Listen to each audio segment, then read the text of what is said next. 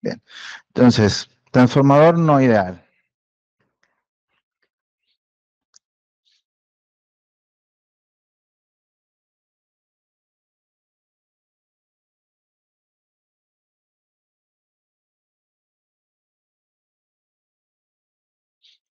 Entonces, vamos poco a poco a ir eliminando las suposiciones.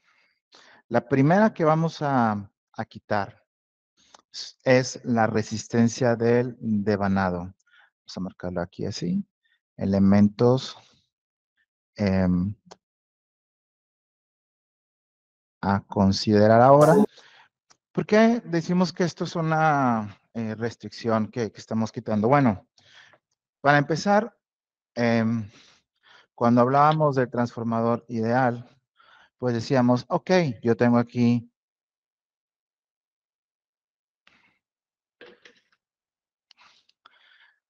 la fuente,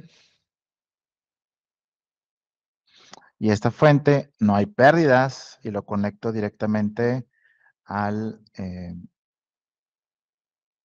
embobinado, ¿no?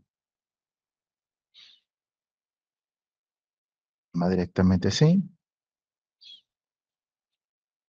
Y listo. Así que si este era V1, que yo estaba aplicando al primario, pasaba a través de todo el cableado y de la N1 vueltas que tuvieras aquí, sin pérdidas. De tal manera que decíamos, el voltaje inducido aquí era exactamente igual a este, ¿no? Esa era la suposición en el caso del transformador ideal. Bueno, ahora, en el caso del transformador no ideal, eso ya no es cierto. Eso ya no es cierto. La realidad es que un conductor, por más bueno que sea, tiene cierta pérdida, tiene cierta resistencia. Por pequeña que sea, se tiene que tomar en cuenta. Entonces, cuando hablamos de resistencia de devanado, nos referimos a la resistencia del conductor con el que se construye los embobinados del transformador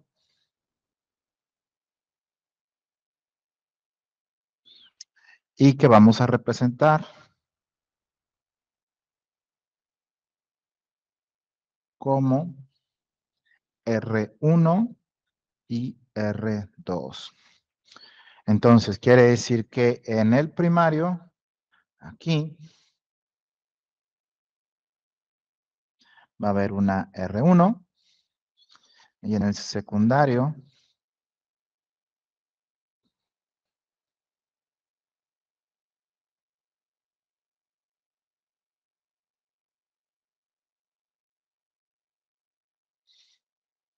vamos a tener una R2 conectada a la carga R1, R2. Estas resistencias son de resistencias de devanado, son pérdidas eléctricas. Entonces, cuando hablamos de resistencia de devanado, nos referimos a la resistencia que tiene el conductor con el cual están construidos estos embobinados y que aunque sea pequeña, pues hay que tomarla en cuenta. Tenemos una en el primario, una R1, y tenemos una en el secundario, una R2. Fíjate que estamos representando esta situación que ocurre en la práctica del transformador mediante un par de resistencias. Es una aproximación que estamos haciendo aquí.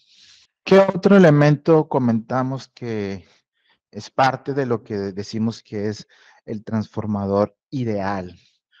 Bueno, entre otros, también comentamos que si te concentras aquí en esta parte, en el núcleo,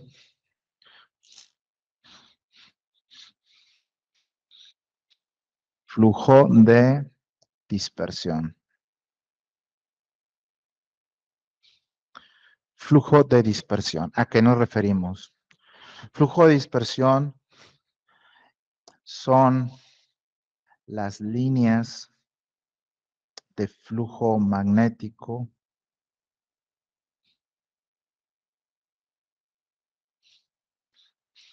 que escapan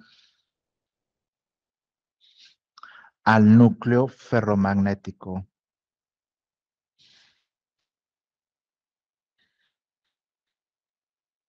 Representan una pérdida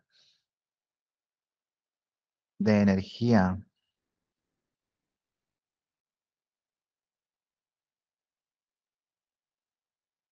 Esto es una pérdida de energía eléctrica, la resistencia de devanado. Esto es una pérdida de energía magnética, flujo de dispersión. ¿A qué se está refiriendo esto? Bueno, se está refiriendo a que si, por ejemplo, aquí se alcanza a ver, sí. Imagínate que tú tienes aquí el bracito del núcleo, ¿ok? Es el brazo del núcleo. Y aquí está el embobinado, ¿vale? Nosotros estábamos suponiendo, en el caso del transformador ideal, que todas las líneas de campo magnético producidas por la corriente en el conductor se quedaban dentro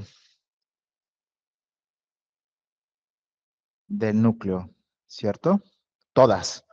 Entonces, toda la energía eléctrica la transformamos en energía magnética y toda esa energía magnética se quedaba dentro del núcleo. ¿Esto ocurre en la realidad? Pues no. ¿Por qué? Bueno, hay alguna que otra línea que se escapará. O sea, queda ahí alrededor del flujo del núcleo, pero no queda dentro.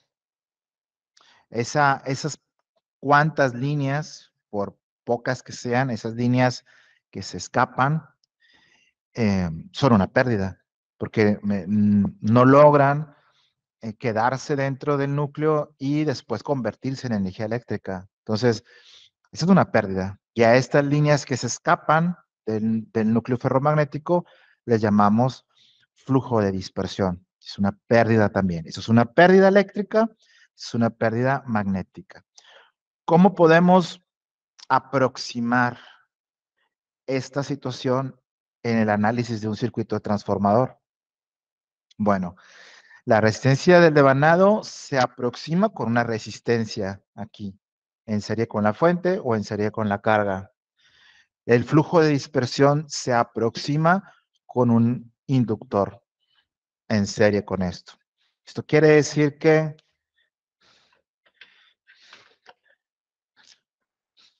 esto es con resistencias de devanado más flujo de dispersión, se vería así.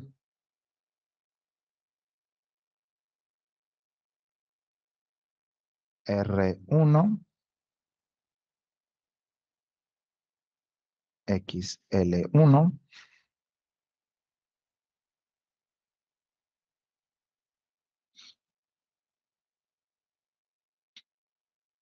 vamos a poner solamente X1.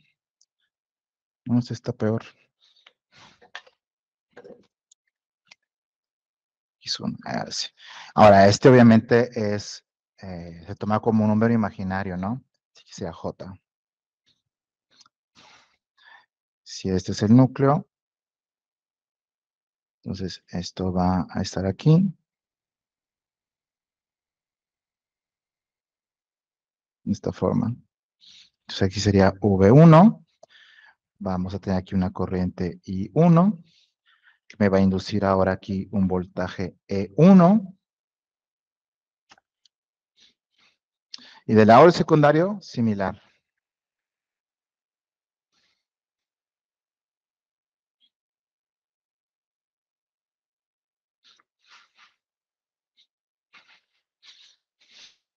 Voy a poner primero el inductor.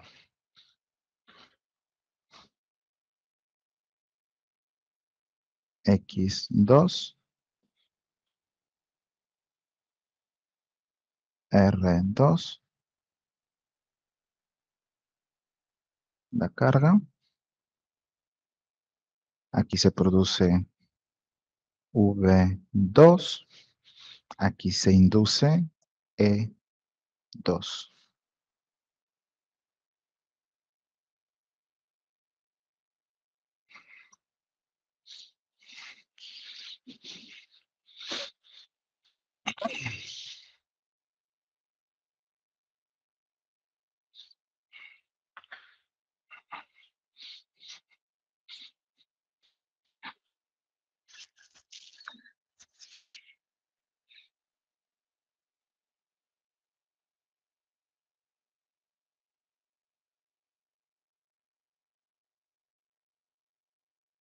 Los tienes.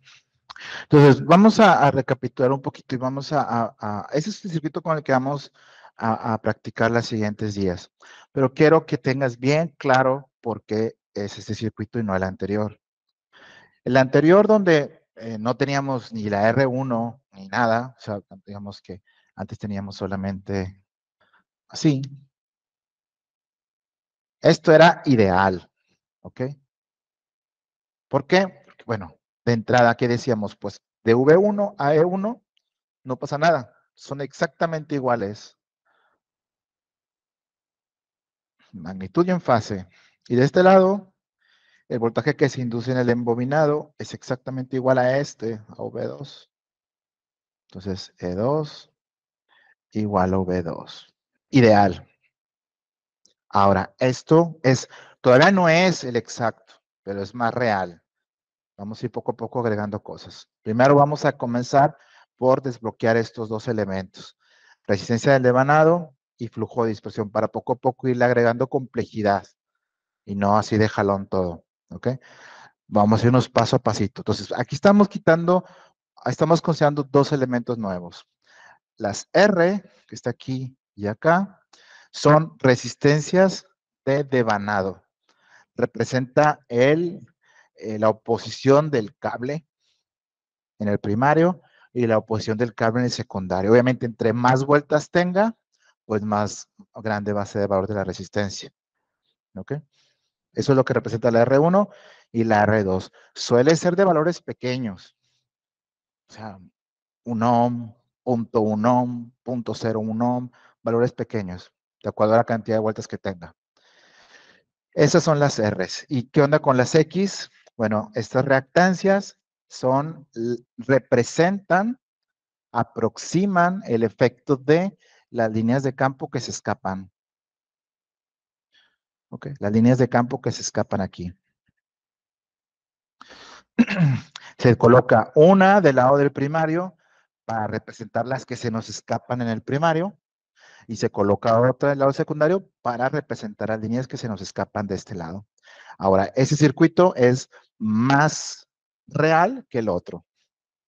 Lo primero que podemos darnos cuenta, hablando de las ecuaciones y del análisis, es que en este circuito, este segundo circuito, con resistencias de devanado y con impedancias de flujo de dispersión, de entrada, V1 ya no es igual a E1, ¿ves?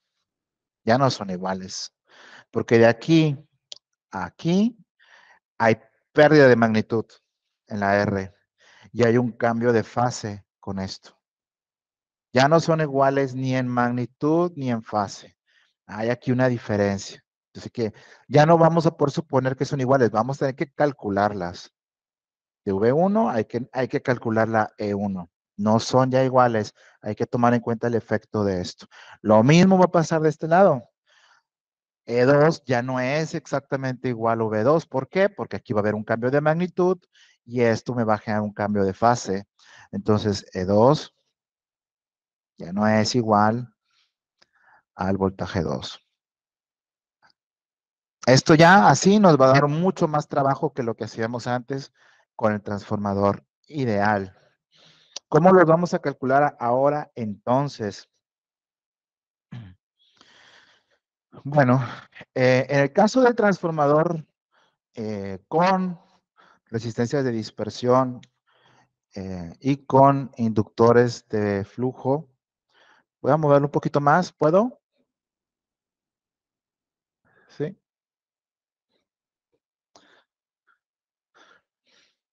Pasa lo siguiente. Aquí en el núcleo, concéntrate aquí en esta parte, ¿ok? En esto.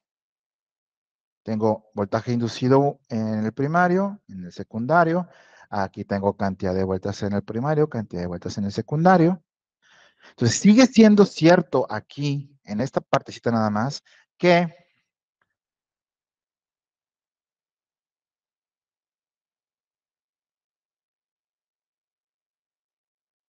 E1 sobre E2 es igual a A. Bueno, hablando nada más de la magnitud, es igual a A. Antes, ¿te acuerdas que decíamos V1 sobre V2 igual a A? ¿Te acuerdas que decíamos eso? Ya no. Porque ya no puedo decir que V1 sobre, porque ya no son iguales. Ya no es igual V1 y E1. Solamente puedo aseverarlo con E1 y E2 es igual a A.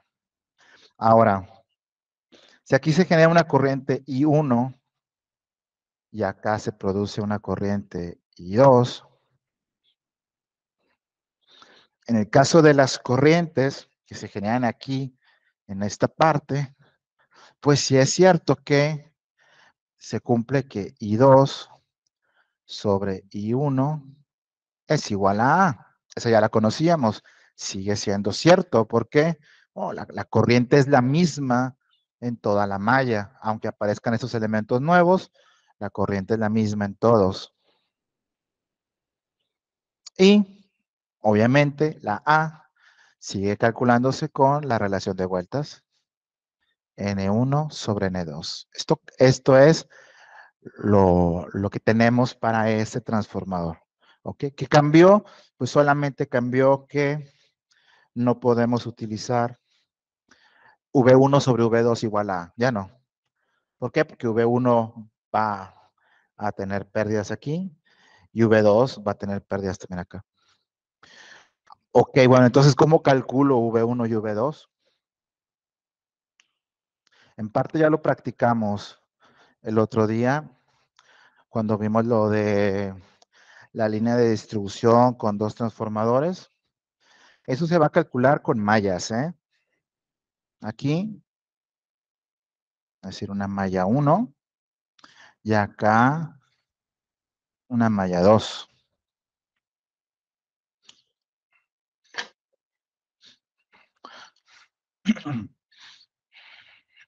De la malla 1 que tenemos, ¿se sigue viendo aquí? Sí. De la malla 1,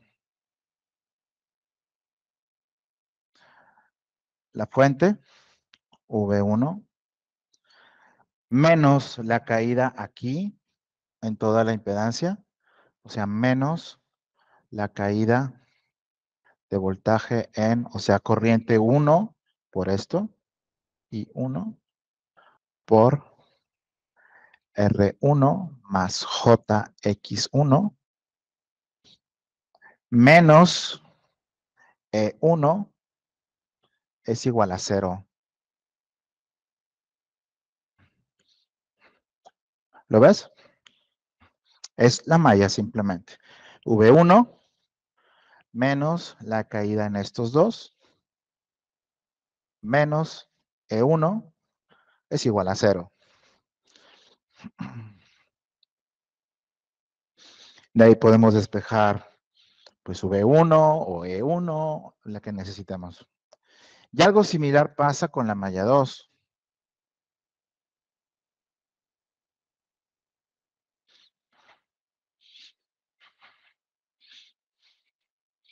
Pero en la malla 2, el que aporta el voltaje, ¿quién es? Pues es el voltaje inducido en el secundario. Entonces en la malla 2, ¿qué tenemos? E2 menos lo que se pierde aquí, en esto, menos lo que se pierde aquí, o sea, menos I2 por R2 más JX2, menos la caída en la carga, es igual a 0.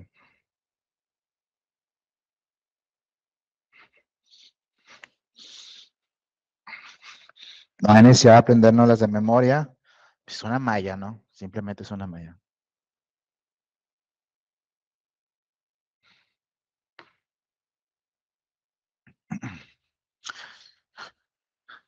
Entonces, tan solo el agregar estos elementos a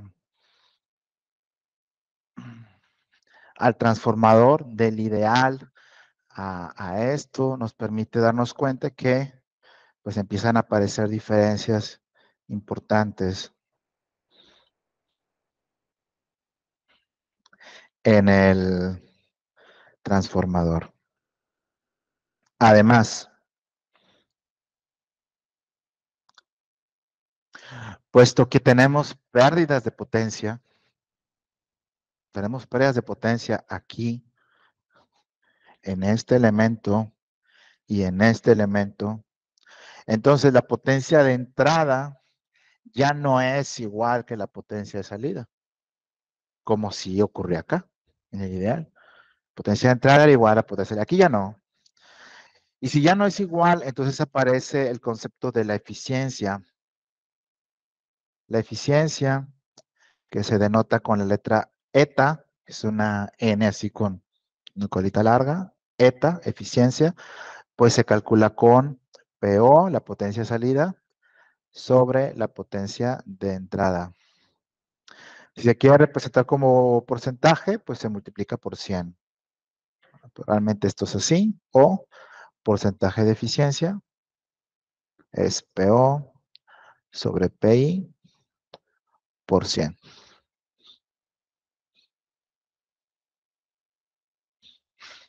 El máximo es 1 de eficiencia, que sería 100%.